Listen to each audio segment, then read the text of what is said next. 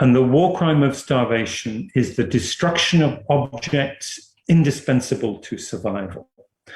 And when we think about starvation, we tend to think about food. And indeed, a major aspect of what has been going on has been the destruction of foodstuffs, the burning of crops, the prevention of farmers from cultivating, etc.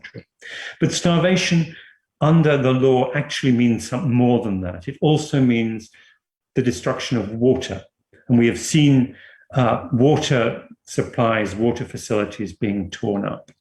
It means the destruction or the rendering useless of medicine, medical facilities. And the majority of medical facilities in Tigray have been looted or vandalized, destroyed in one way or another. And many of them, in fact, the occupying armies are using as bases. But an object indispensable to survival is also maternal care. Children need their mothers. And rape and sexual violence, this is the way in which they intersect with those starvation crimes, because a woman who is a survivor of a rape may not be able to care for herself or for her children. And we know that there are tens of thousands of unaccompanied children in Tigray.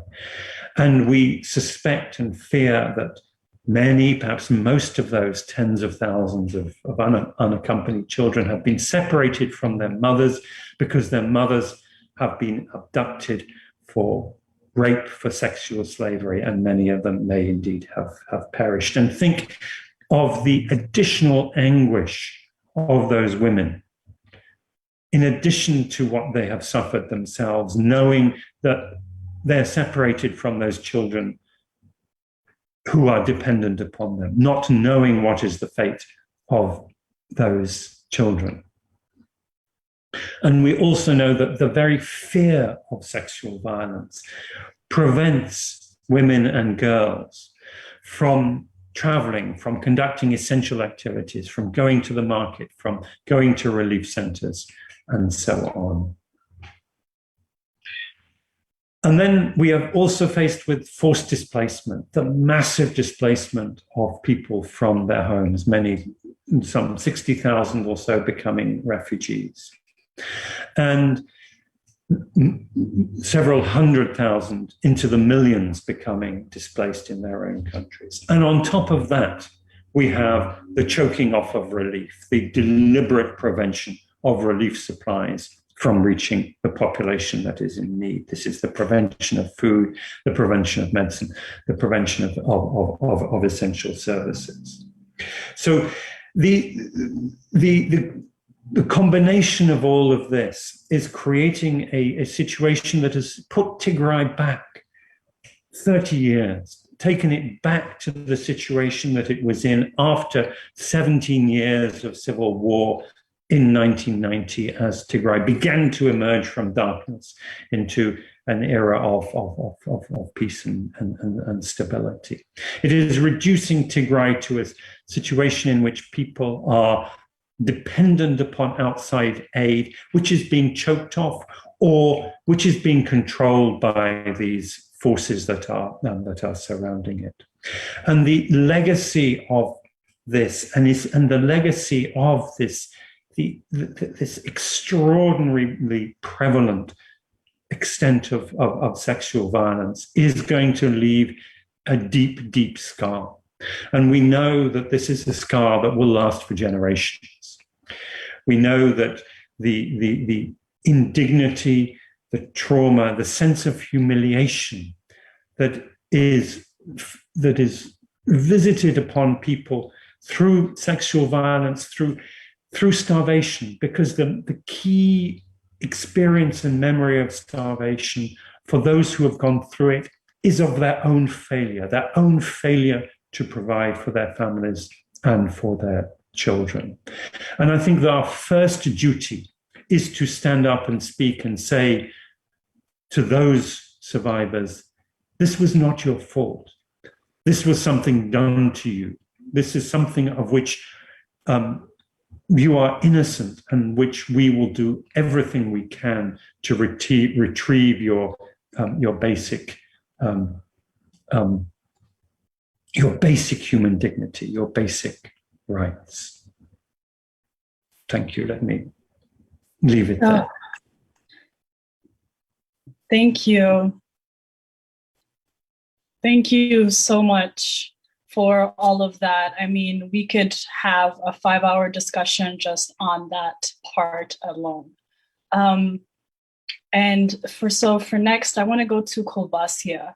Kolbasia, as a survivor yourself, and also as part of the PSVI, the Preventing Sexual Violence Initiative in the UK, could you tell us a little bit about what your work is with PSVI and your own experiences, if you would like to share, and just kind of go from there?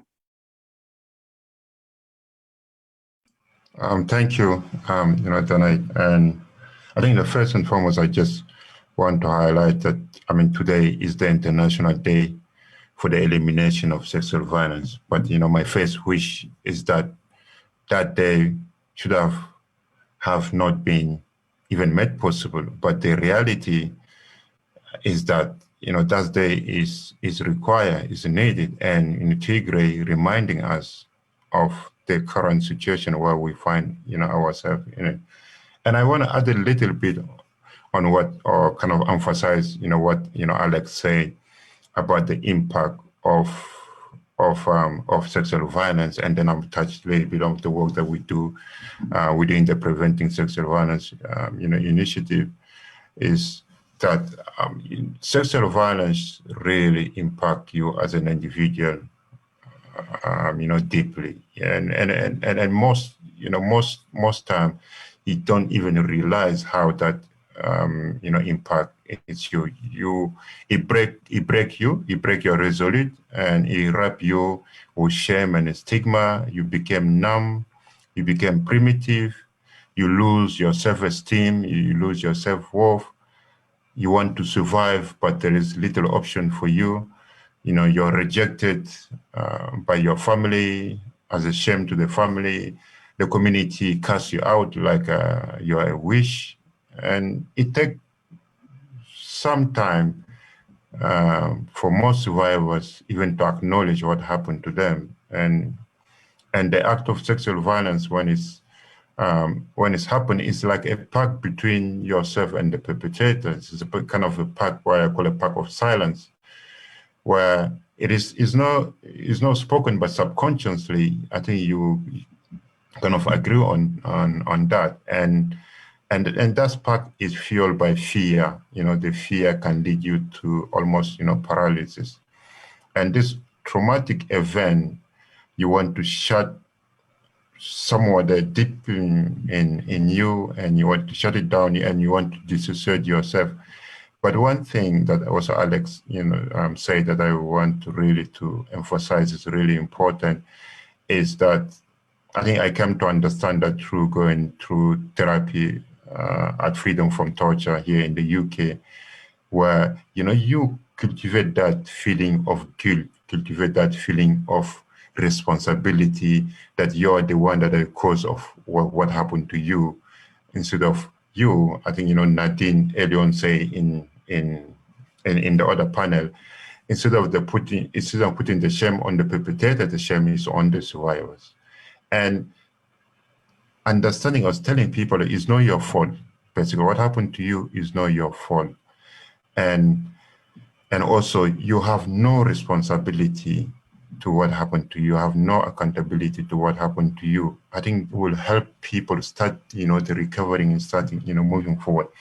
And, the work that we do with the Preventing Sexual Violence Initiative is enshrined in that philosophy that whatever we do, the survivors are at the center of everything. Whatever that decision that we're making, the decision is that centered on survivors. What is that justice we're looking for survivors?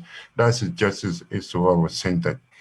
And it comes to a point where, as a survivor or victim, because I want to use those two terms interchange, because, I come to talk to quite a lot of survivors, and some say that I'm still not surviving, I'm still a victim. So I think we need to understand that survivors still wanted to be called victim because they feel that they have not gained the recognition or the justice that they deserve, so that they have not survived yet. So when we're working with survivors, we see that relationship as a partnership, rather than there's a group of people that we are here to help. Because in fact, survivors don't need saving, and they don't need we come in and fix everything for them. But what we put in place is to make sure that we see survivors not from their past experience, but we see them as inside, as expertise, as an expert, contributing to what we want to do. That's mean that, helping survivors to identify the need, identify the need, design the support, then implement the solution that meet those needs. So you can see that we go through, meticulous state to make sure that, survivors design the need, identify the need, design the solution, and help us implement those, solutions that meet the need. And while we are doing that, we kind of coming to realize that we giving the power back in the hand of the survivors and removing the power from the perpetrators and then putting the shame into the perpetrator. And that's one of the key elements of the Preventing Sexual Violence initiative. And my role, and also the role of my colleague Nadine, both of us who are the champion, making sure holding the Preventing Sexual Initiative accountable to that principle of the survivor-centered approach. Thank you. Thank you so much for that, Kobasia. I can't imagine what it is like to, every day work on this issue and also have lived through it. So thank you so much for being here and sharing your story with us so that others can learn and act upon them. And Sally, so you've been such a great voice for the people of Tigray and the UK in leadership. And so I wanted to ask you, and I know you have some slides and you can do them together. So just what can and what should the international community do? And what are the most critical policy actions that can be taken at the global, national level to prevent sexual violence in this context? And so, yeah, you can start with your slides or the questions, but yeah, kind of just touch on the international community and the policies that need to happen, before we already have so many victims because they have not even pressed the threshold of becoming survivors quite yet. They're still in their victimhood. And so can you talk a little bit about that? Sure, thank you. And perhaps before I bring the slide on, I just want to give a few sort of particular tributes, because I certainly want to pay a huge tribute to Alex and associate myself with the condolences that he sent to people who've borne such a heavy, paid such a heavy price during this conflict. And I also want to sort of pay a tribute to the people who spoke earlier and set out the stories of some of the survivors, and as Kobasia said, some of the people who still feel themselves to be victims, that were extremely moving, and pay tribute to the courage that those women had in coming forward to tell their stories, because it really isn't easy to share those details about how you've been terrorized in that way. And of course, also, there have been some NGOs, and in particular, 2 women journalists who have helped to bring those stories forward and make sure that they get onto the world stage. So those have been really important. And you're absolutely right that there are things that the international community could do. I mean, the Preventing Sexual Violence initiative that Kobasia talked about is one. And I've just done some slides to pick some of those out. So I will just, hopefully, if it all works now, I'll screen share those now. I would just say that, first of all, that the international community is actually very well aware of what's going on, because there have been the sexual violence has been very well documented, very thoroughly documented by NGOs, by medical practitioners, and by journalists who've captured the stories from women in the refugee camps and in the community. And those have been horrific. Alex said it's the worst he's seen, and he's seen a lot. They have certainly, I think, shocked everybody to the absolute core with the brutality of them. And in March 22nd already, which was 3-4 months into the conflict, 11 of the leaders of the UN agencies came forward and they warned of the rapes and sexual violence that was taking place. They warned back in March. And in April 22nd, there was again from the Undersecretary for Humanitarian Affairs, there was reports of gang rape with multiple men assaulting the victim, sometime over a period of days, and girls as young as 8 being targeted. And I did notice that in the visuals for today, you had that recording of the girls as young as 8 being attacked as one of the visuals. And I think people really need to think through the implications of such young girls being attacked. So the international community knows. The question really is, what will the international community do? And hopefully, if this should work. Now, one of the first things is to provide services, and just the scale of what's needed is massive. Donate, this was one of your visuals about 22,500 women in Tigray who have been affected by the weaponized rape. Actually, the UK government gave an even higher figure recently. They gave a figure of 26,000.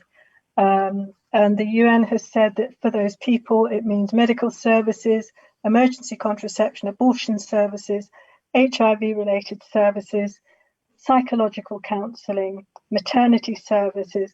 And as we've heard from earlier people who've talked about the really precarious security position of people who've been affected by sexual violence, protection for themselves, and in some cases also for their children. I think Kolbasia spoke very movingly about the long-term effects of sexual violence, and this means that those services have got to be there for the duration, so that, you know, for women who in years to come find that they're able to move forward in their lives and they want support for coming to terms with what's happened to them, that the services are still there, the counselling services, the support services, and as Kolbasia said, they have to be survivor orientated. So those are complex services, and yet meantime I've put on the left-hand side of this slide, the UN assessment found that 70% of health facilities are looted. Only one provided the full range of services for clinical management of rape survivors. Emergency contraception was fully available in less than half of the facilities assessed. I think that survey was done back in March, and since then there have been repeated warnings about the destruction and also, of course, the looting and removal of health facilities. So it is really, you know, there's Pramila Patten, who's the UN Special Representative on the elimination of sexual violence in conflict. She's talked about the need for extra funding. So at a baseline, there's that need for extra funding over the long term. And just like Alex has said, for food, there's the issue about getting access to those areas which might be very remote, where the women are who need the support. So it's a first port of call, that one. The next one is the international community can take measures to sanction the governments concerned, which is both Eritrea and Ethiopia, for what's been happening in Tigray.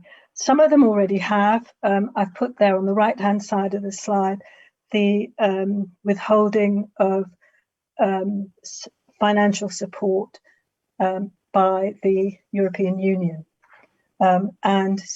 Since then, the new administration in the United States has also taken targeted sanctions against those who've been responsible for atrocities in Tigray. And it's important to make sure that other countries follow suit. But perhaps one of the biggest issues, Kobasia referred to it as well, is what happens about the justice for, we call them victims, call them survivors, but we often hear about, there's no peace without justice, and that applies also to those people who've been affected by sexual violence, because the war could end tomorrow, there could be a ceasefire tomorrow, but the people who've been affected by sexual violence, for them, they still have to live with the consequences of that. And that may include, obviously, the impact also on their children and children born as a result of the rape. Now, I think there's you may already have seen, or people will be aware of the steps that the Ethiopian government has taken in terms of investigation. And you have probably also heard Pramila Patten talk about, who's the UN Special Representative, about the work she's done on looking at getting protocols in place to prevent, to change behaviours and prevent continued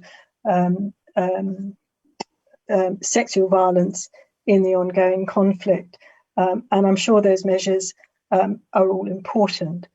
There's also been some action taken by the Ethiopian government, and it's worth just recording that they have said that there are several hundred cases which they've noticed which have come to their attention. There have been, I think, 25 soldiers prosecuted and 4 convictions.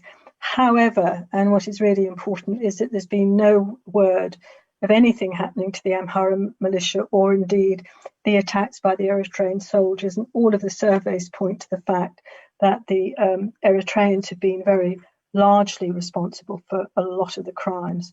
So this really comes to the point of the letter which was hosted on the World Peace Forum's Foundation's website today, in which the call was made for an international tribunal to look at investigating the sexual violence which has occurred in Tigray, and making sure that the perpetrators are brought to justice. And what I put down here are some of the basics of the principles of the international law and the international resolutions which exist to ensure that that can happen. On the left-hand side of the screen, you can see the Fourth Geneva Convention, which sets out the basic protection for women. And then on the right-hand side, some of the UN resolutions. And, they have been very uncompromising in their language about ending impunity, prosecuting those responsible, excluding these crimes from any amnesty provisions. So, if there's a general amnesty, that doesn't cover sexual violence. And then also being very clear about the seriousness that sexual violence in conflict can be treated as a war crime, a crime against humanity, or a constitutive act with regard to genocide. And that's important in terms of the level at which these crimes are treated. There's plenty of evidence, because there's a lot of survivors, obviously, both in the refugee camps and in the community. So these can well be looked at.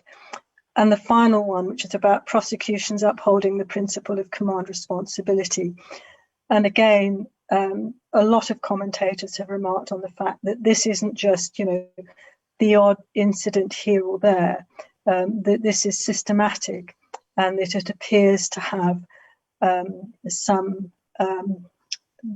been some level of permissiveness, and I'll just put it at that level, by those more senior figures in the military. So for those reasons, really, the slow pace of prosecutions, 4 convictions when you've got 26,000 women thought to be affected, that is a very slow pace of convictions. The need to deal with the issue of command responsibility, and also the need to deal with the international dimension, that the crimes committed by the Eritrean soldiers also have to be dealt with. Those all point to the need for the international action as set out in the letter, which is on the World Peace Foundation website. And just a final slide, which I think, because obviously there's, the women in Tigray have got to be listened to, and they should be the people who are in the driving seat in what happens with this. And those people in the diaspora community who are speaking out for their friends and family members, and have done so, I have to say, with great force and great effectiveness, and make sure their voice is heard. But there's also an issue about solidarity amongst women, which was one of your earlier speakers referred to. And the fact that for women looking at other women being brutalized in this way, there really is a sisterhood call, so to speak. And that was never clearer than I'll just show on the final slide. When the Ethiopian Attorney General was talking about the prosecutions, and then at the end talked about exaggerations and disinformations. And I think we've all heard that language used throughout this conflict, and then said that some of these reports of sexual violence were to be taken with, and I quote, a pinch of salt. And you can see that on the YouTube video of the press conference. And that's why then I think your hashtag Believe Black Women is so important, because I think women around the world can identify with that language. There's probably hardly a woman anywhere who has not at some stage heard her complaints about sexual violence or bullying or harassment or whatever being said, oh well, it should be taken with a pinch of salt. And that is a belittling of the experience of these women, which absolutely goes to the heart of what it is about sexual abuse, which can so destroy a woman. And if any system of justice thinks that a complaint from a woman of sexual violence can be taken with a pinch of salt, then that system of justice really is not able to deal properly with women and women's complaints of sexual violence, because the very first principle is that you have to believe the woman and you have to take the complaint seriously. You can't take it with a pinch of salt. So I think it is really important that, particularly for us as women, that we make sure that we support our sisters in Tigray to make sure their voice is heard, and that our government, and particularly those of us who are fortunate to live in a country which has a government that's a member of the UN Security Council, that we make sure that we use our voices to support our sisters and to make sure that they get justice for what's happened.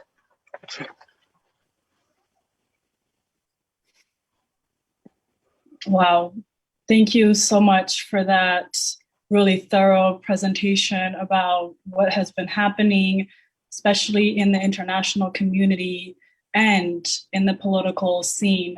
And, for a lot of us who have experience working in the international scene, in politics, we know the bureaucracies of what it takes from one point to the next point and all of that kind of procedures. But I think a lot of people from Tigray right now who are not really understanding of the political scene or the processes, the bureaucracies that happen, are really frustrated with the very, very slow movement that we all are seeing right now, which is not the first time it happens. I'm sure Kolbasia can, also know that from DRC. I mean, I'm in Seattle, Washington right now, and we're just still receiving refugees from the DRC from 5 years ago, from 10 years ago. I mean, and so the movement is really, really slow. And then also in the first panel, somebody, I think maybe it was the second panel, somebody talked about economic empowerment, especially for the women. And also, since this conference is very grassroots solutions for women by women, I wanted to get your take or your thoughts of what the international business community can do as we are waiting for justice to happen at the higher level, which a lot of people listening to me right now are like, you guys are talking, but what's the talk going to do? Like, what we keep talking, but where are the solutions? And I think there might be some opportunities for business leaders to act and really start working with those that are on the ground. So what are your thoughts around that for immediate solutions? And any of you can jump in. I'll go back to Alex, or do you want to answer that and pass it to Alex and Sally? Does Alex want to answer first? Yeah. I don't mind. Okay, we'll go Alex, Kolbasia, and back to Sally. On the business community, I think there is a lot of pressure on the Ethiopian government, not actually specifically because of this issue, but because of the collapse in the reputation of Ethiopia over the last few months. So it is moving into an economic crisis because of the war. And I think the business community, that is their immediate issue of concern. But I would hope too that businesses can raise all these issues as well, particularly as we move forward, hopefully into a post-conflict world situation at some point. But let me make one other point, if I may, which is that after 7.5 months into this conflict, there has still not been a full, proper session at the UN Security Council, and that is absolutely scandalous. And the usual culprits for this are China and Russia. But actually, although China and Russia are not very interested in human rights, they are very, very disturbed about the situation in Ethiopia, because they are both countries, especially China, that likes stability. And they've both indicated that if the African members of the Security Council were to propose a resolution, they would not oppose it. And it really pains me to say this, but it is the 3 African states led by Kenya that have been the main obstacle here. They are the ones that have lined up behind the Ethiopians to say, yes, Ethiopia, this is a domestic affair. For you as an Ethiopian government, you are entitled to starve, rape, kill, and it's none of our business. And this is not only in contravention of basic principles, it's in contravention of the principles hammered out by the African Union itself after Rwanda, after Congo, after Sierra Leone. And really, if there's one appeal I can make to those of you who are Africans or have influence over African governments, speak out and shame those African governments, starting with the Kenyan government, because when the African states move, then we will get UN Security Council action.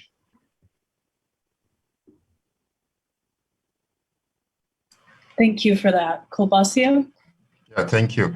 I think it's a really very good question, and I just want to add a little bit of spin on that question. Is that right now, the survivors, the victim, will face dilemma, and one of the dilemma is that their story is not going to be believed. All right, there's going to be believed on the ground, and not going to be believed in the future as well. So I'm gonna come back to the part of the future.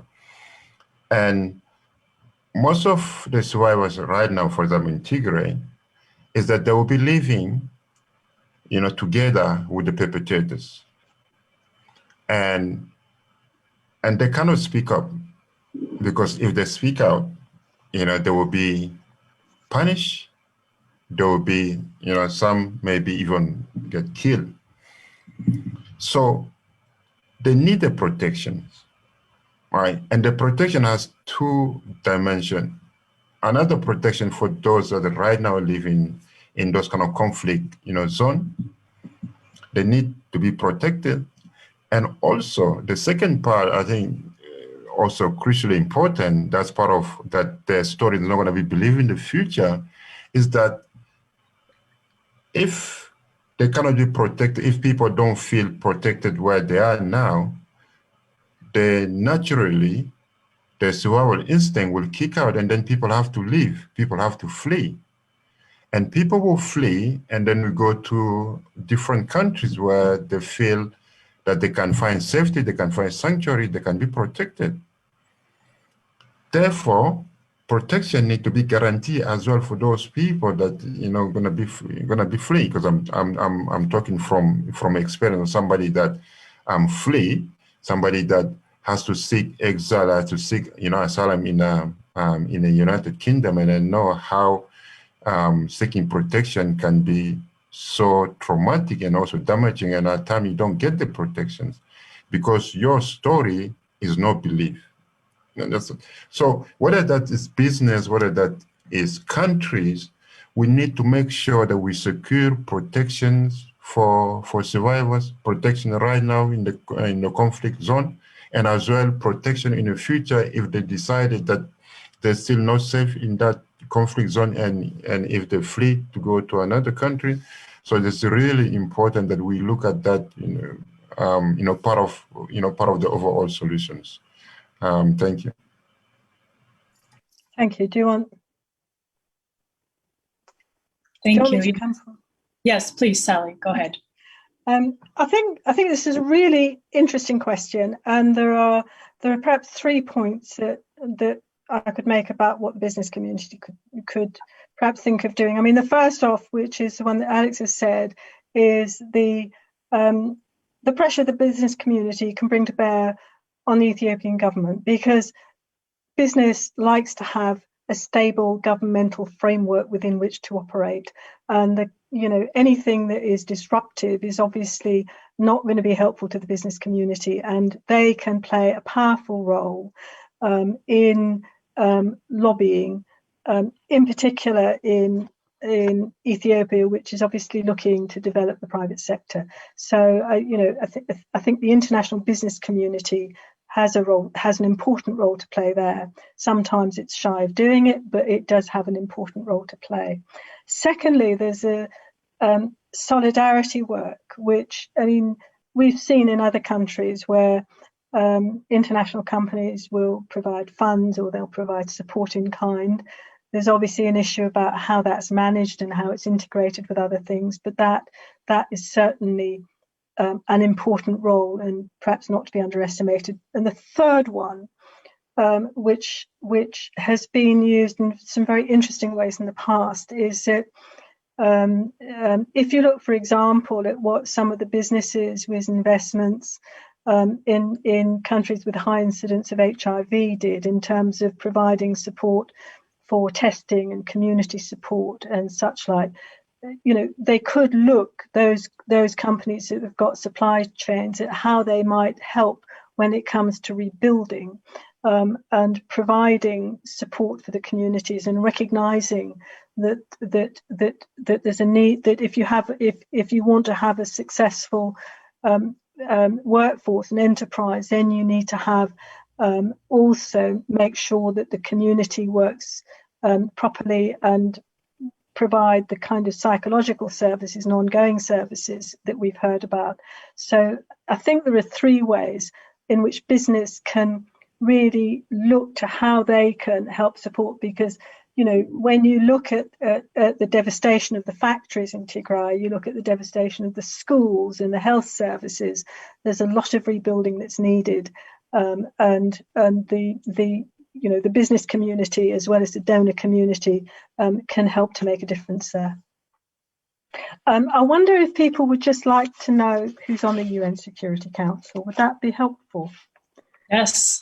Okay, right, because I printed it out just to make sure I had it. It's China. There's 5 permanent members: China, France, Russia, UK, and the US. So those are all countries to be lobbied.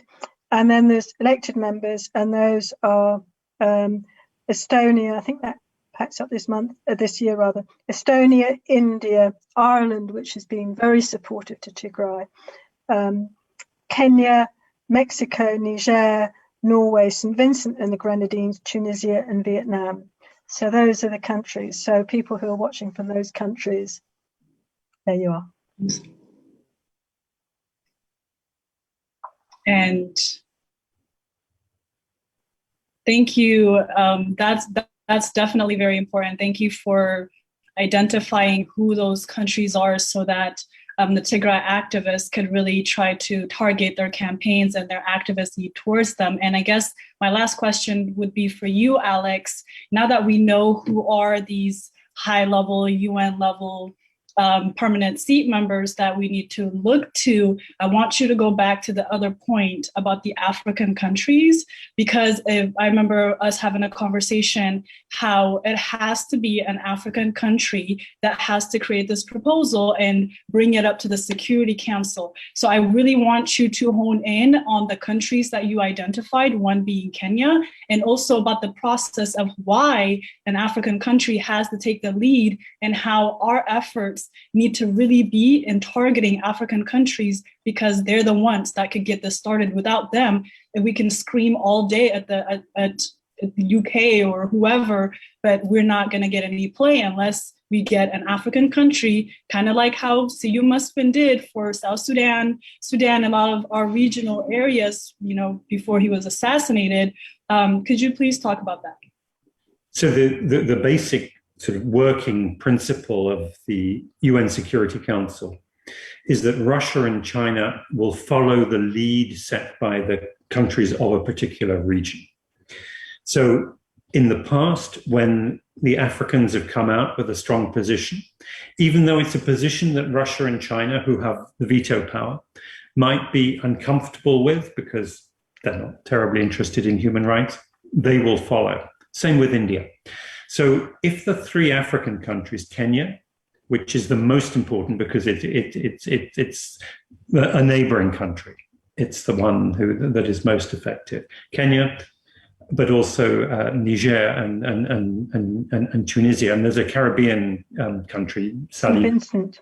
Yeah. St. Vincent and the Grenadines, which has signed on to their statements. If those countries come forward with simply saying we want a resolution that pays attention to what we have already, the solemn commitments of 1325 on women and armed conflict, 1820, and 2417 is the resolution on armed conflict and hunger. 1325, 1820, 2417.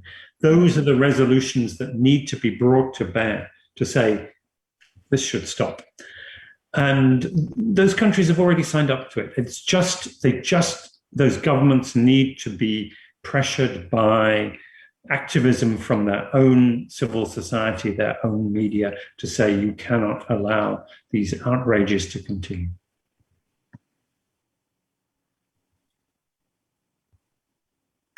Thank you.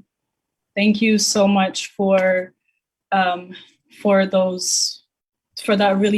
breakdown, because I think a lot of people, don't really understand what the behind the scenes of these procedures are. I know we have a few more minutes. Did you have, I would like to give each of you just like 2 or 3 minutes to finalize your thoughts and just give us your last few words, both for the people of Tigray, for those listening, for African countries, for everybody, international community, business community, and Kobasia, I'll start with you. Any final words around our topic and where we are today? You're muted. Yeah. Thank you. Thank you very much. And I think for me, I will kind of bring it back to the survivors again, and to make sure that for survivors to move on, I think there should be a way of closure, and a way of closure depending on individual survivors and what is that. Is it for that particular survivors? Is it a justice, and is it what justice that mean for that survivors? Is it the justice to bring the perpetrator to the court of law and punish? Is it a justice to be so that people are reparated? Part of justice is reparation, accountability. It is about finding a way, to move on with their life. Is it rehabilitation? Is it a financial support, social integrations? Whatever that may be for that particular survivors, we need to find a way that we, whatever the international, whether the business, whether the UN, whether the countries that we trying to advocate for them, we need to make sure that the survivors are always at the forefront of our thinking. What is that the need of that particular survivors should be met so that people can move on with their life. Thank you.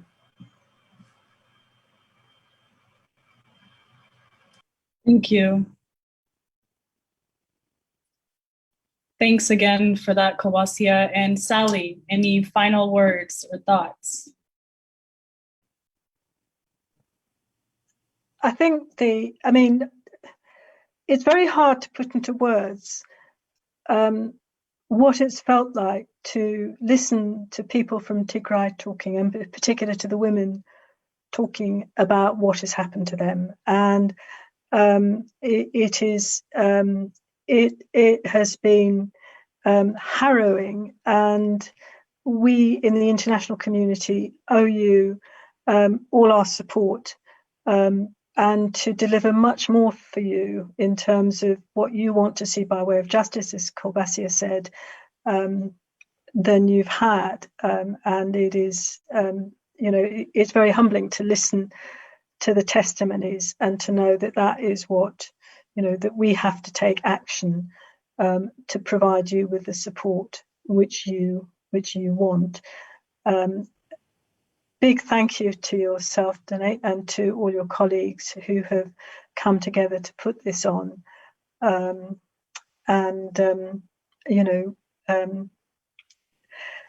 We have to make sure that in the future we do better by Tigray, and especially by the women. Thank you. So I just want to say two things. One is a message for those in positions of power who are in Ethiopia, the Prime Minister, in Eritrea, the President, who are perpetrating this.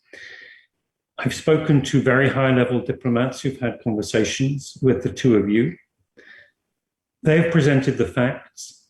You have not disputed the facts. Prime Minister Abiy, President Isaias, you have not disputed the facts. What you have said is, it doesn't matter.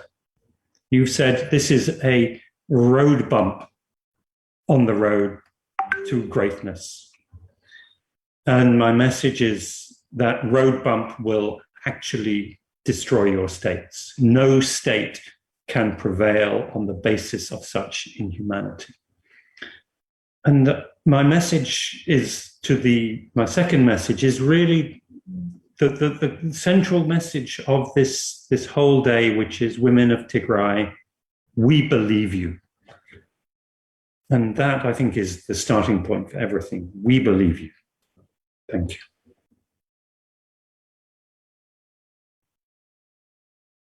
Thank you all so much for such an intimate conversation, right? Because this conflict is an active conflict, and as we're talking about it right now, these incidents are also being committed And so I know that I can't speak for all of the women in Tigray and Tigray women, but I myself would like to take this moment to say thank you. I don't want to like cry or anything, but I am very grateful to have allies such as yourselves to speak for us, because I mean, we know that the propaganda of Tigray over the last 30 years has been a main contributing factor for the fact that we were not believed or listened to over the last 7 months. But I think now, and with your advocacies, we're getting somewhere. So I'm really grateful for you, for being here, all of you. Thank you so much. And yeah, we're grateful for you and hope to see you soon to keep having these conversations. I really wanted to point out the Kobasia's point about for survivors, what are we wanting to give them? Like, what does this closure look like? And I hope you all will join me in other conversations around what can we do to find immediate or immediate and urgent solutions for women and giving them closure. And so with that, I want to say thank you so much. And we will take a short break and come back in a few minutes. Hold tight.